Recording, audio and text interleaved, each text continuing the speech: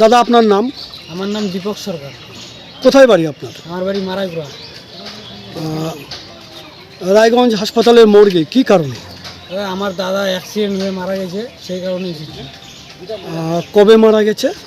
মারা গেছে তো কালকে রাত্রে, আমরা সকালে খবর পেয়েছি। কি নাম আপনার দাদার? বিজয় সরকার। বয়স কত? বয়স আনুমানিক 30 বছর। কি কাজ করতেন তিনি? তিনি ড্রাইভারি করতেন।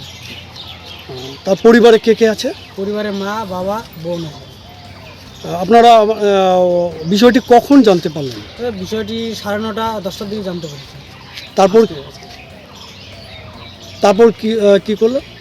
তারপরে সবাই জানাজানি করে এখানে আসলাম হাসপাতালে। যে আপনার থানা থেকে ফোন গিয়েছিল আমাদের কাছে, যে বললো যে এই নামে একজন লাশ পাওয়া গেছে, তো আপনারা মর্গে দেখা করেন।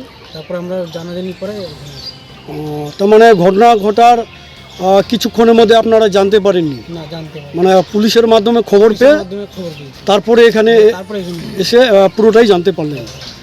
তো কি আশঙ্কা করছেন, কিভাবে ঘটনাটা ঘটল? অ্যাক্সিডেন্ট। আর অ্যাক্সিডেন্টটা কোন জায়গাতে হয়েছিল? রূপাহার বাইপাসে।